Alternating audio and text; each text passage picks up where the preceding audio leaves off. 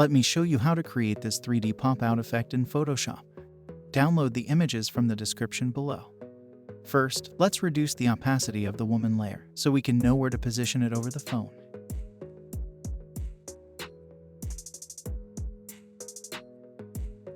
Set back the opacity to 100% and hide this layer. Choose the phone layer. Now choose the Magic Wand tool. Click here to select the phone screen. Show the woman layer. Add a layer mask. Press Ctrl J to make a copy. Click on the mask and delete it. Go to Select and choose Select Subject. Add a layer mask. Choose this layer. Go to Adjustment Layer and choose Black and White. Click on this icon to only affect the layer below it.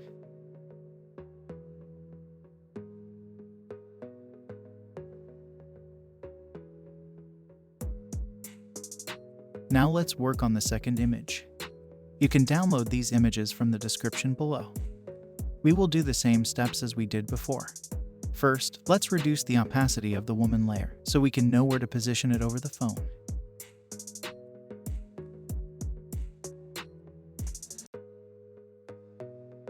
Set back the opacity to 100% and hide this layer.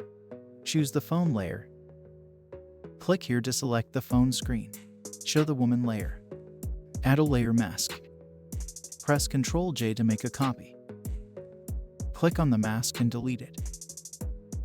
Go to Select and choose Select Subject. Add a layer mask. Choose this layer. Go to Adjustment Layer and choose Black and White. Click on this icon to only affect the layer below it.